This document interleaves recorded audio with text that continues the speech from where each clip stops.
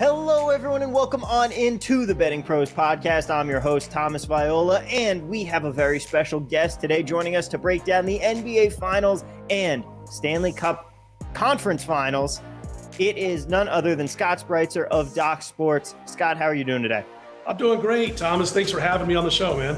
It is an absolute pleasure to have you. It's been great. I know it's been a while since I've seen you personally, even though we're both out here in Vegas. We got to catch up sometime soon, but right now, it's one of the best times in sports. We've got the playoffs in full swing. We're at the end now. We're at the end of the line. It's the NBA Finals, Game 1 this Thursday, the Warriors versus the Celtics.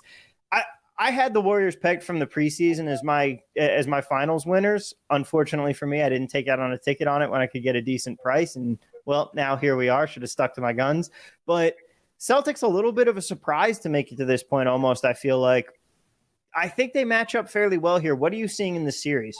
Yeah, I mean, the Celtics, they were basically a 500 team for a good chunk of the first half of the season and then really caught fire. And everybody started believing in this coaching staff, started picking their roles and sticking to them. And here they are. And in fact, if you look, because of that great run since the break, they became one of two NBA teams, Thomas, to finish in the top 5 in both offensive and defensive efficiency this season. The other was the Phoenix Suns, who obviously flamed out in their playoff series. But when I look at the Celtics and I see that the price is around plus $1.40, plus $1.50 in that neighborhood as far as the series, I think they are the value here. I think there's a good shot that they can steal a game here at Golden State. I don't think they're going to win Game 1, by the way, and we can talk about the individual game in just a minute. But I think stealing Game 2 is a distinct possibility for this team. And of course, I would not be shocked if they win Game 1. But when I look at the full series, I mean, everything Golden State wants to do when they have to go a little bit bigger to counter what Boston can do with their bigs, Boston just can do better. I mean, you're talking about guys who normally play a big game as opposed to what Golden State's doing. So you're talking like, for instance, when you look at Looney, for example, for Golden State, they've got Robert Williams III. They've got Al Horford. These guys, can each take their turns slowing down Looney. In fact, they could go probably 3 or 4 deep when you throw in like Grant Williams into the mix. They can actually go deeper to help slow down Looney if anybody gets in foul trouble, the Boston Bigs. And I think a guy like Looney and, of course, a couple of other players like Poole, Wiggins, they all have to take their game to that next level, Thomas. I really believe that if they're going to win this series. And then you got Marcus Smart, and I'm not the first one to say this. It's been reported a few times. But when you're talking about a defender who plays on an opposing player, the closest defender in that metric, Steph Curry struggles against Marcus Smart, hitting 29% of his field goal attempts. That's the lowest he shoots against any defender in the NBA. And so when you look at Marcus Smart, if he stays healthy throughout this series, he's going to spend a lot of time chasing down Steph, and he's proven he can handle the job. So from a series standpoint, man, Tatum, Brown, that combo. I saw a stat today, Thomas, that those two at the age of 25 or younger have more playoff wins as an all-star combined combo than anybody in the history of the NBA, including Magic and James Worthy. I mean, that's some pretty serious stuff. So they get over the lack of experience in the finals and that big experience advantage that Golden State has. Maybe have a little tough time in Game 1 and then come back to win the series. For me, I'm actually waiting. I want to see if I can get a Golden State win in Game 1 and then come back and play Boston in the series after that with a little bit bigger price. I completely agree with your analysis here. I'm personally still on Golden State to win the series, but when I came into this, I was looking at that series with Miami for the Celtics, and I think just like everyone else in the public, I was wholly unimpressed with the fact that they couldn't put the Heat away. It felt like they should have been able to handle them sooner. And we get to this matchup, and I'm like, okay, well, Warriors are going to sweep them. And then I started looking at the stats, just like you said, and you have to go, hang on a second. This team matches up really, really well with Golden State in a way that we haven't seen in their last round, because the Mavericks, they were really able to do exactly what they want, and that's play small ball and still win the rebound game. You're not going to be able to do that against this Boston team. And the matchup to me looks a lot more like their matchup with the Memphis Grizzlies round prior that recency bias makes us kind of forget now. The Grizzlies very nearly came out with that series. Right.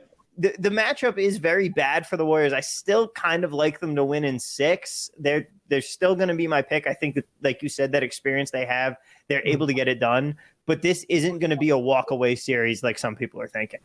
Yeah, I mean, a 6-game series for Golden State, you're probably talking at least probably 4 of those games being close. At least, maybe more, maybe all 6 games. So if they do win, I do think just like if Boston wins, there's going to be some close games involved. And one thing you mentioned about Dallas, they kind of had their way with Dallas Golden State. And that's something they have not faced in this postseason is a lob 2 guy on the offensive end in the paint. And if Robert Williams III is able to stay healthy, this will be the first time they've faced that in the entire postseason. Now, Golden State and Steve Kerr have so much experience that they could probably, if anybody can, they can figure out a way to overcome seeing something brand new that they haven't faced in this particular postseason. But that's something they're going to have to deal with also. It'll be interesting to see how that works out because Robert Williams III is that guy who can take those lobs on offensive end in the paint and do things that Golden State has yet to see. They caught a break, I thought, with Dallas, Thomas. I really didn't think Dallas would make it there. I thought that was more of the ineptitude of what Dallas faced before playing Golden State more than it was the Dallas Mavericks. I'm not one of those guys who jumps on Luka Doncic and says, he doesn't play defense. I think Luka Doncic is a decent defensive player.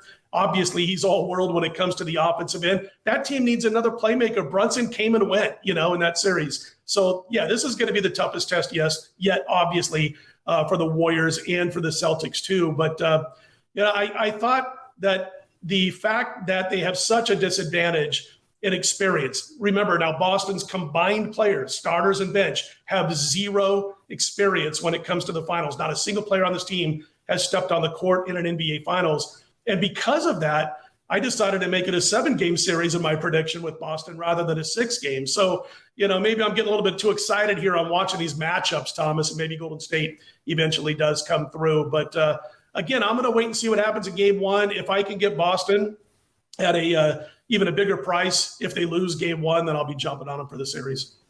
And I'm looking here at some of these potential predictions. DraftKings has the Warriors in 7 at plus 310. That's actually their favorite outcome for this series here. They have Boston winning in 7 is plus 650 right now.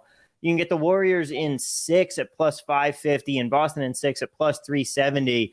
So they're definitely expecting a long series here, just like you are. Yeah, and I think that's the way it's going to go. I think if Golden State wins this series, they're going to have to figure out a way to make those adjustments to the matchups I just mentioned. On the flip side, if you're Boston, you can't lose Marcus Smart or Robert Williams for a couple of games in this series. You're going to lose the series if those guys are not healthy enough to play each and every game. And again, you're going to have to make adjustments for being at a level you've never been to before. Saw this great interview with Kendrick Perkins. He was talking about when he played with Oklahoma City. And he said, we were all just happy to be there. And he goes, there's so much that Boston's got to figure out that they've never done before. He goes, you're thinking about tickets for your family and friends. He goes, those are the things that you're thinking about as a newbie to the finals. So listen, Golden State knows how to handle all that. That's why one of the reasons besides having home court to start this thing, why they're favored. Meanwhile, you know what Steph Curry is thinking about right now? What's that? There's a video that came out today of him walking out of a Golf Galaxy. He just got his clubs regripped. Oh, nice. I hadn't seen that. Yeah. The man's cool as a cucumber, man. He knows what to do when it comes to getting ready for a series, clearing his mind, I would guess. Yep. I mean, I'm fully admitted a Golden State Warriors bandwagon fan. I can't pretend that I have a deep connection to the team, but back when I lived in the Bay Area, sometimes I got handed tickets to games, and what are you going to do? Not go and not support them? I love to see how fun their style is and how much fun it is watching them play in a way that we haven't gotten to see in recent years with all of the injuries. It's exciting to have them back and being kind of what they were without being a total super team where you just go into a series like this assuming that they're going to walk all over their opponent. Like you said, I think it's going to be very interesting. And as we get into Game 1 specifically here, the line right now, bettingpros.com has the consensus line at Warriors minus 3.5 in Game 1. 67% of our bettors at bettingpros.com that have put in tickets have the Warriors in that spot. The total's at 211.5. 83% of the bets on our website are on the over, and 56% of the bettors like Warriors money line minus 165. The Celtics $1.40 dogs in the first one. like you said, you expect the Warriors to come out in game one on top. Is 3.5 too many points, though? No, I don't think so. I think, and I lean towards the Warriors in game one. I mean, for those watching who haven't heard of this stat yet, if you look at the last 81 NBA playoff games, the straight up winner has covered 72 of those 81 games. So it's almost, you pick the winner. We'd be sipping on Mai Tais right now on the islands of the South Pacific, Thomas. If we played all 81 of those games and knew who was going to win straight up, we'd be 72-9 right now, not really caring about anything that's going to happen this particular finals. But I'm not shocked at all. What did kind of surprise me a little bit is I'm going to say it was probably about 2 p.m. Eastern time on Tuesday. I got about 25 books on my screen on my line service, and I saw one book go to 4. And within 20 minutes, it was back to 3.5. So we've seen this line open as low as 2 when it first came out in a couple of locales, get basically to 3.5 on Monday morning and settle there everywhere except for that one outlier when we saw it go up to 4. And again, like I said, it was bet back down within 15, 20 minutes of getting to 4. But when I saw that, I'm like, wow, is this going to start a little trend here? There are some bookmakers out there who are babysitting lines, and they see a line go from 3.5 to 4, and they panic a little bit, and they switch theirs to 4. Not all of them, but a few. And I thought, man, let's see if this starts a trend. But it didn't. It came back down.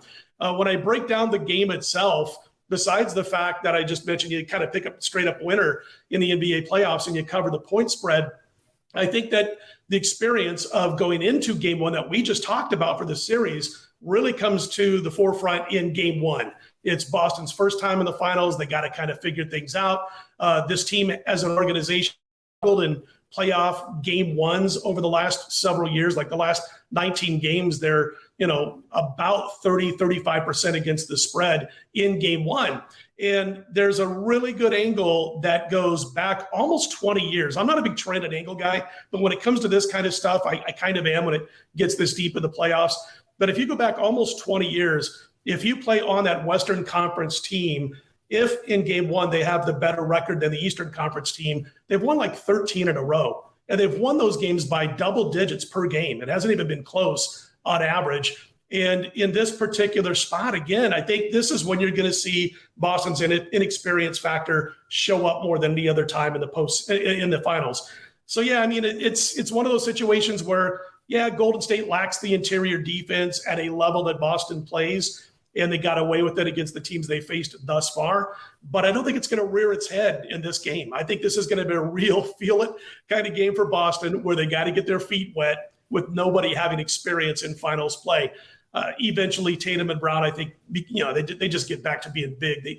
Tatum's at that point now where he's like superstar level, obviously. So I just think he's going to be able to carry the team, but not in game one, Thomas. So there's my roundabout way of saying that I do like Golden State. I like them minus the 3.5 in this particular game.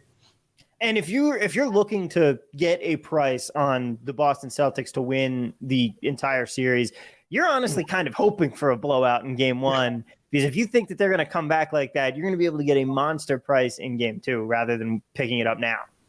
Perfect setup for me is if Boston loses this first game and if they look ugly. If they do what I just mentioned, that angle that goes back almost 20 years in game one of the NBA Finals, if they lose by average 10, 12, 13 points in this game, I'm feeling pretty good with a big, nice, juicy underdog price for the series. And you know how it is in playoff handicapping. I don't care if a team gets blown out one game. I might be on to the next game. These teams are so good that you're not going to see, this big of a difference game in, game out. And there's going to be probably a couple of blowouts along the way. I was at a concert, by the way. I had Golden State, had a nice playoff run. I had Golden State. I'm at a concert a couple of weeks ago here in Las Vegas at the House of Blues. I grab my phone. I'm looking at my phone like this, checking out scores. And I see a 55-point difference in the score in the third quarter in a game that I had Golden State. And I just automatically assumed Golden State's up by 55. And I looked at it, I'm like, oh, cool. Just for that split second, I'm like, oh, easy peasy.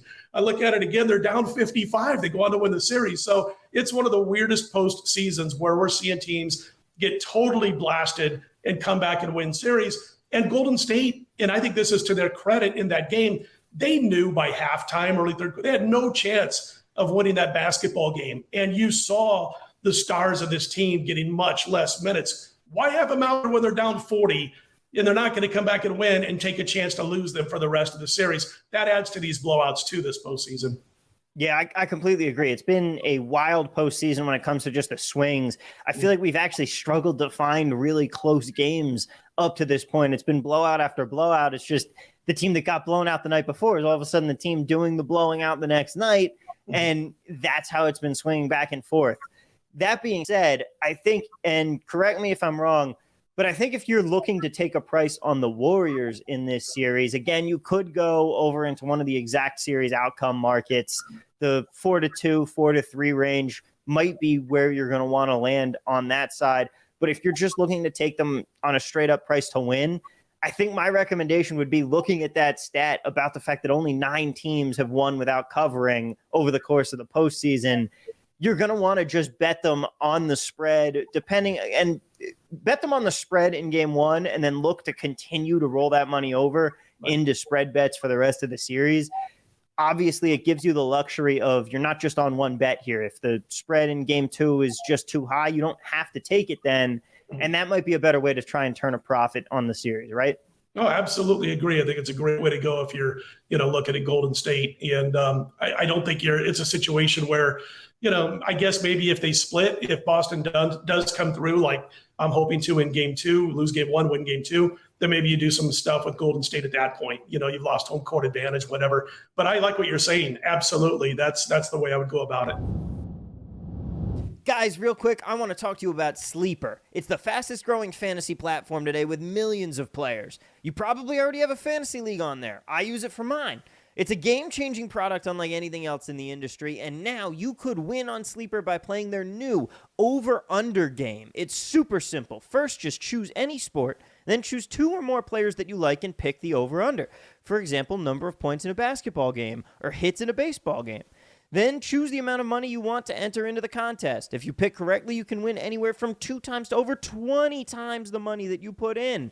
The main reason I'm excited about Over Under on Sleeper is that it's the only app where I can join my buddies' contests and play together. It's got a built-in group chat where I can see and copy my friends' picks with a tap of a button. It's insanely fun to ride it out and talk some trash together. So stop what you're doing and download Sleeper now to play their new over-under game. Have fun with your friends and make some money. Just make sure to use promo code BettingPros, all one word, and Sleeper will match your deposit up to $100. Again, download Sleeper and then use promo code BettingPros, all one word, when you deposit and make your first pick. I'm going Steph Curry under 27.5 points in Game 1 of the NBA Finals.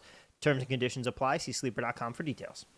Now let's transition on over to the ice here, Scott, because, again, it is playoff season. And in addition to the NBA Finals here, we've got the conference finals for the Stanley Cup race going on right now in the National Hockey League. And we're going to start it off here. The Oilers versus the Avalanche coming up soon. Game 1, the Avs, they are minus 185 right now. The Oilers plus 155 on the money line. Where are you looking in this particular game right now?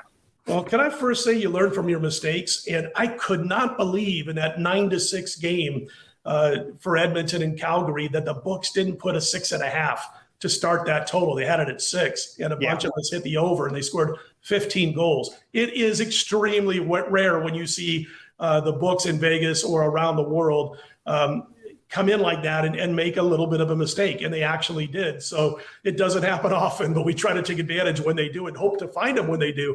They did not make the mistake here in this Game 1 battle between the Oilers and Avs.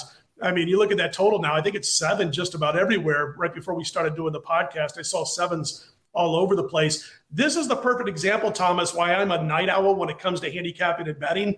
Last night at 1 a.m. Pacific time, you didn't have to worry about 7. It wasn't 7 anywhere, I don't think. Maybe 1 or 2 books out of the 20 or so that I was looking at, and I jumped in on the over. Now, if it hits 7, obviously you don't lose if that's where it finishes, if that's what you had to end up using as the over. But it's kind of nice to get that, to beat that closing line. And I've said this before, Thomas. I might have said it, on shows I've done with you in the past, that it's a situation where when you're looking at 6.5 or 7 and getting that price, getting ahead of the closing line, it's so important. And the reason I do things at night, and I tell people who are kind of new to betting, and it's becoming, new for a lot of people out there, a lot of younger generations, younger than me. But you want to get ahead of the closing line. And I've been doing this for 30 years, basically. And I can get ahead of the closing line or line moves 85% of the time. So can anybody who's been doing this as long as I have. And I'm not saying we win 85% of the time. We're really happy with 55% and 11 to win 10 kind of sports bets. But if you can get ahead of that closing line 85% of the time, then it's going to help in your overall winning record and your bankroll. And, that's why I do these things overnight. That's why I got, busy at 1:00 in the morning Pacific time and jumped on this play. So having said that, as far as the series is concerned, I'll tell you right now, Thomas, I think the difference makers are Darcy Kemper over, Mike Smith over Koskinen. For the Oilers, you've got Darcy Kemper going for the Avs. I think that's going to be a huge advantage. If you look at what Edmonton has done in this postseason, they averaged almost 38 shots on goal per game so far this postseason, talking about Edmonton. They allow about 38 shots on goal per game in the postseason. Colorado allows about 27 shots on goal per game during this postseason. Look at the shots on goal differential. Colorado plus 128, Edmonton minus 31 in this postseason. You can get away with that if you're Edmonton when you're playing a team like Calgary. I don't think you can do the same when you're playing a team like the Colorado Avalanche. And if it's going to be Koskinen in net, I haven't seen a confirmation on goalies. Looks like, I've seen write-ups on Mike Smith, and it looks like he's possibly going to go tonight, but we don't have any confirmation at the time of doing this podcast. I don't care. Either goalie of those two players that are in net, Edmonton is going to have a tough go of it. I love Edmonton, by the way. Yeah, who doesn't? Draisaitl, McDavid, best 1-2 combo on the ice. But they're more than that. You've got Duncan Keith, you've got Hyman, you've got Bouchard, and Evander Kane was a terrific addition. Thomas, he's a knucklehead off the ice, but he's outstanding in the right spot in the NHL. He's in the right spot. So having said all of that, I do think the players I just mentioned are going to help this game one battle get to at least 7, if not more, between the two teams tonight. As far as the series, though, it's got to be Colorado. And I've even been looking around a little bit before this game faces off. I might do something at minus a game and a half. So they have to win 4 games to 2 or better. I've been kind of doinking around a little bit, if you will, trying to find a good price on that.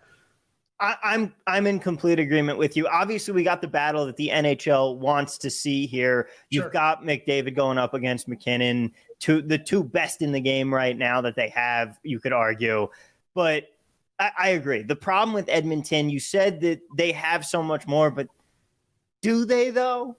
Do they? They have that amazing 1-2 punch. They have Evander Kane, but the lines start to get weak once you get past that. I feel like this team is just so top heavy, whereas the Avalanche are just able to beat you over and over again. They look absolutely ridiculous. I don't know that Edmonton can take a game in Colorado in this series.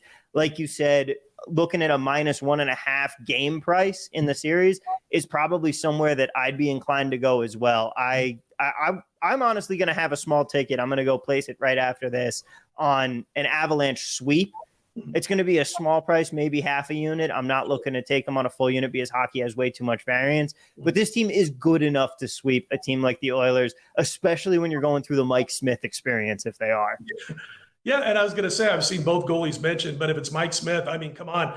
He they did a great job at beating Markstrom, no doubt about it. But Markstrom, a very good goalie. I don't think he can do the same against this Avs team. They're, another level higher than obviously they played in Calgary. So you get Kemper in goal and a guy with that experience, and you're not going to beat him like they did in that last series against Markstrom. And listen, if Mike Smith, if he has to stop 35 to 40 goals per game, I just think it's forget about it. And I happen to agree. I think your to sweep is not a bad way to go. I'm probably going to be a little bit wimpy and do the minus a game and a half in the series on Colorado, but I do like your sweep bet too.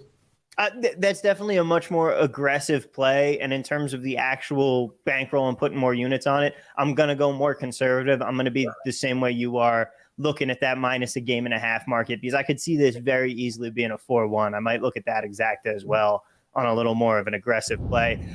Guys, real quick, remember when you're looking for free picks and sports betting advice, bettingpros.com has you covered with tips from over 150 experts to make it easy for you to cash out. Download the app to get sports betting alerts. You'll get notified of favorable bets based on line movements, consensus picks from the most accurate experts, and vetted systems in play. Betting Pros monitors all of the major sportsbooks, most accurate experts, and top systems to identify the best betting opportunities. So download today in the Apple or Google Play stores. Before we move on to the other series here, the Lightning versus the Rangers, there's another thing that you mentioned I really want to touch on, and that is watching for overnight lines. Yep.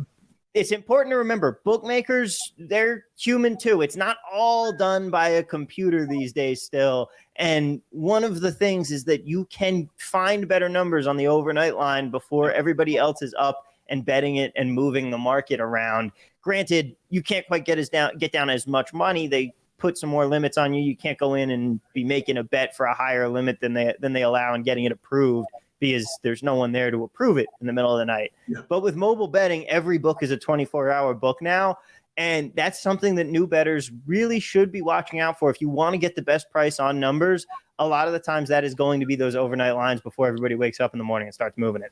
Absolutely, and you're right. I mean, you have to pick and choose what books you go to. If you get a reputation at a book, and anywhere in the country, around the world, whatever, there are some books out there who, if you do get a reputation, they do want to see where your action is going to be. They want to see that before everybody else jumps in, and then they want to make adjustments accordingly. But for the most part, betting overnight means a little bit less as far as your limits are concerned. And then you got to turn around a lot of times, and you got to be up bright and early in the morning if you want to bet more and try to get those just as they're starting to move. And that's tough to do. I get it. This is all I do for a living. I've been doing this for 30 years. So, my circadian rhythm, if you will, is used to having weird sleeping hours, getting up after a few hours, looking at the lines again, doing a little bit more, and then getting back at it late the night before. But you do find some, you get burned sometimes too. I'll give you a perfect example tonight, Thomas. I mean, I sit here and, you talk about, I can be ahead 85% of the time against the closing line. I jumped on the Las Vegas Aces in WNBA play for tonight. I laid 4.5 last night. It's down to as low as 3.5 right now. So there's one, hats off to the books. They beat me on that one when it came to the closing line and where it went from the opener. But again, fortunately, we've been doing this for so long that 10 to 15% of the time is all you get beat on those line moves.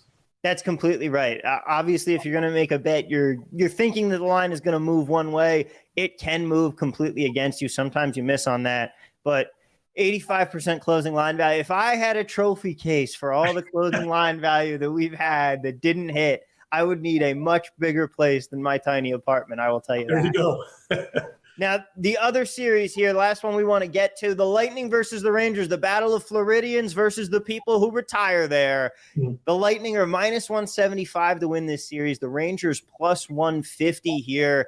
Is this the best goalie battle that we are going to have in these playoffs here? Because you've got Vasilevsky, who has been just an absolute animal, and Shesterkin on the other side here for the Rangers. He's been playing out of his mind as well. Are these the two best goalies that we're going to see? I think so. Best battle, because I don't think you're going to find that out west. You can throw Kemper into the mix, I guess, with the two guys you just mentioned. And of course, if you're looking to put history on your side, jump on Vasilevsky if he loses, right? He just comes back in the postseason off a loss and wins. Shesterkin, as far as, I like to call him Igor Vezina, but what he did the last two games was tremendous. I didn't think he'd come out and hold Carolina to 2 goals on Carolina ice. And I really thought if he does, Carolina's probably going to win that game 2-1. So hats off to the Rangers. Gerard Gallant's really good at this, man. He's really good in his first season or two of taking a young team, putting a few veterans in the mix, getting a good goaltender, and going out there and getting them deeper than anybody expected them to do before the season began. That's Gerard Gallant in a nutshell. Now out here in Vegas, that's what he did. We saw first year in the Stanley Cup Finals. Kind of a similar type of approach. You had a really good banger. You had a really good enforcer to keep guys off of your star players. He's got that with Reeves, who he teamed up with again after having him out here in Vegas. You've got a tremendous proven goalie in Shesterkin, just like you had with Marc-Andre Fleury. You got guys who score goals. Everybody knows their role on this Rangers team, and everybody buys in to what they're supposed to be doing. However, and I'm going to keep with that little bit of a look back to what he did with Vegas and the similarities. I think Tampa Bay is the New York Rangers, Washington Capitals to the Las Vegas Golden Knights from a couple of years ago. And this team's just too powerful on defense for, I think, the Rangers to be able to make up for any potential mistakes that maybe Shesterkin makes. And there won't be a lot. but he might he might let a goal slip by or two that he shouldn't. He's done that a little bit in the postseason, and then all of a sudden you're fighting from behind against this team that knows how to get it done. We just talked about the Golden State Warriors and everything they did in the NBA and have done the last several years and all that experience. I really thought Tampa Bay's potential series loss was going to be that series against Toronto going into that. And I made a few little bets on Toronto to win that series in different ways. They didn't get the job done. Tampa proved again they're still as hungry as they've been the last couple of years. And I think they're just going to be too tough. And again, when you look at Vasilevsky and what he can do off a loss, he's just that ultimate slump buster between the pipes for this team. And I don't think the Rangers are going to be able to get over the top against them. The thing about Carolina, they just can't win on the road, and it finally caught up to them at home in a Game 7. Tampa Bay's dangerous no matter where they play, whether it's a frozen pond or a home or away on ice. They're going to get the job done. So, I don't think it's going to be a sweep by any means. I think the Rangers can win 2 games, but I like Tampa Bay to win this 4-2. Our own bettingpros.com, Tony Sartori, broke down the series in an article today. You guys can check it out now. He actually likes the Rangers to win the series here. He's got the value with them, but I'm still a little bit skeptical because, and I know it's bad handicapping. It's bad handicapping to be going into human emotion and trying to guess how the players are going to be feeling, but you are dealing with, and it is going to be a factor, that the Lightning swept the Panthers. They've had 8 days off. Whereas the Rangers are coming into this one, they just had to battle through a tough series. They just had a Game 7. They've only had 1 day's rest. And moving into the opening game here, the Lightning are minus 130 in our Betting Pros consensus line. The Rangers plus 110. Do you think that the Rangers might just come out looking a little bit sharper and that the Lightning will be a little slow in Game 1 as they get going again? I could definitely see that argument, and I can't find a lot of fault with it. The only wrench in that system, I think, is the fact that the Lightning have done it so often. They know how to do it. They know how to get the job done, whether they're up in a series, down in a series, kicking off a series with a bunch of rest or not. But that's what keeps me from jumping into the Lightning in Game 1. So, you got 2 ways to look at it. You could say, the Rangers just had to win a Game 6 and a Game 7 with Game 7 on road ice. And so they've just come off this hugely intense series where they had to face elimination twice and came through with wins in obviously both of those games. And you got Tampa Bay who, for lack of a better term, skated through their series against Florida. They cruised.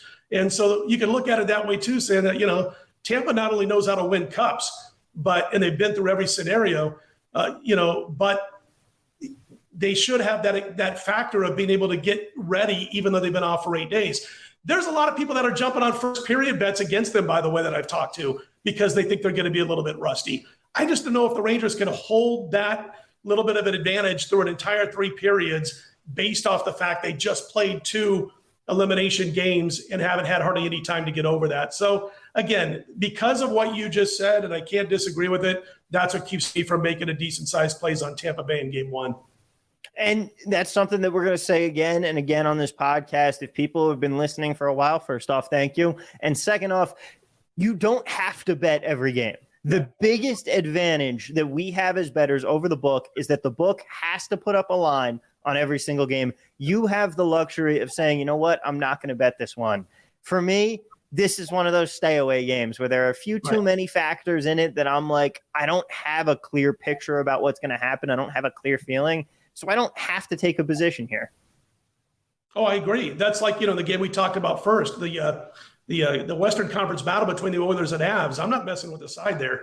I kind of want to see what happens. I like the over. I do think it's going to be a 7 to 9 goal game combined. But I'm like you. I don't want to jump in on Game 1 yet. I want to see what happens. And I'm that way in a lot of NHL postseason series going back many, many years. A lot of times I completely stay away from Game 1. I like to see what happens and then look at how the matchups are. Look and see if there's any flukiness to it. If the Rangers come out and totally dominate Tampa Bay and Tampa Bay's rusty, and that's the main reason the Rangers get it done, well, I'll be coming back the other way with Tampa Bay in all likelihood, knowing they'll make the adjustments and knowing that they're no longer rusty in Game 2. So like you, Thomas, when it comes to the NHL, man, I sit out a lot of Game 1s when it comes to the sides.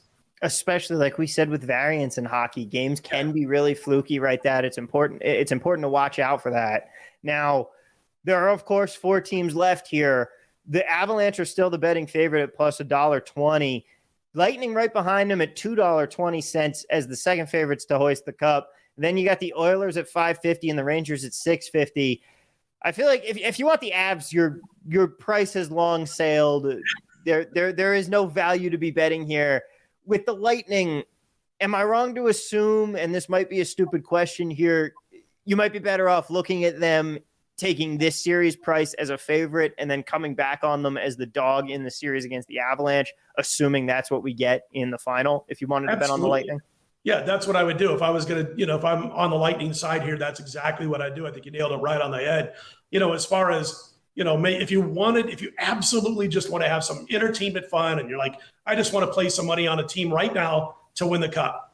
My recommendation would be to back Colorado if you don't mind laying all that juice or whatever, more than other teams, because I think Colorado has a much better chance of getting there than Tampa Bay or the Rangers, obviously, with that being what should be a little bit harder of a battle for those two teams. But what you just said, I absolutely agree with the way you said it. If you like the Lightning, that's the way to go. And that's what I would do. I'm not real big at this point of a postseason of jumping on teams when it comes to conference finals, whether it be the NBA or the NHL, as far as making futures. I'm more of a game-by-game guy, and that's what I'll be looking to do in these two games, in these two series. Want to track all of your wagers in one place? Check out the Betting Pros Pick Tracker at bettingpros.com/pick tracking. It syncs up with your sports books to tally which picks hit, which miss, and gives you a live look at what the public is doing so you can use real-time tracking to determine which plays to make and which to fade. Get on the leaderboard and quickly become a sharp by using the free advice we offer at bettingpros.com/pick tracking. Scott, thank you so much for joining me today. I really appreciate it. Real quick, you had your best NBA season ever. Is that correct this year? It was. We had a season like this in the late 90s, and it's crazy. And I know, this doesn't sound great to the people who are new to your podcast or new to sports betting in general, but we hit 62%. Since, I'm going to say the second week of October, we've hit 62%. Through the playoffs up until right now, game one of the NBA Finals, 109 and 67. So, those betting just $100 a unit are up over a little over 15,000. So listen, I'm real happy when I hit 55% for a season on 11 to win 10 bets. So this has been tremendous. All I can say real quickly to give people a reason to why, besides luck, you have to have luck to hit 62%. But one of the things I did before this season, remember when we were tipping off this NBA season, there was still a lot of COVID issues when it came to players, coaches, things like that, catching COVID. And so I didn't want to get caught with a 4-play card or a 3-play card day in, day out, find out at 2:00 in the afternoon, 2 hours before tip-off West Coast time, find out that I was going to be missing a couple of star players. And I thought, I got to limit that liability a little bit. And so what I did, I've basically been almost 1 play per day. I bet you I've averaged 1.4 plays per day in the NBA if I went back and looked at all the days that I bet. And I didn't want to get, again, caught up in a chance of losing players late afternoon that just tested positive for COVID after shoot-arounds. Wasn't going to let that happen. So I went down to 1.5, again, on average games per day, and it worked. And, of course, I did need the luck factor. Now, in the postseason, we've gone 26-13, Thomas. And again, I'm knocking on wood. And I've said to my circle of handicappers and bettors, I said, man, I wish I could bottle this for next season because it starts all over that next season and you got to do it all over again. And you could be scratching your head just as much as you are celebrating a good season. So we'll just keep battling out and hope it keeps going that way. I appreciate you mentioning that because, it's been a fun ride, this 2021-22 campaign. Now, people can find you on Twitter at Scott Wins, but if they want to follow along with all the action, where's the best place to find all your work? DocSports.com is where I'm at exclusively. DocSports.com. We do a lot of podcasts, a lot of videos, almost daily, all that kind of good stuff. Scott Wins, I want to mention at Twitter. I like to tell people I'm not being cocky. It's because nobody, including myself, basically can spell my last name. So we just made it Scott Wins when the Twitterverse was new. But yeah, DocSports.com is where I'm at exclusively. There we go. Scott, once again, thank you so much. Again, follow him at Scott Wins. You can follow me on Twitter at TV at Work. Guys, it has been a pleasure. Best of luck on all of your bets for the NBA Finals, the NHL semifinals, and of course the Stanley Cup beyond. And be sure to tune in later on this week. I am very excited. We are sitting down with David Purdom of ESPN to talk about Black Swan events and the future of bookmaking. It's going to be a fantastic conversation. So stay tuned for that, and we'll see you next episode.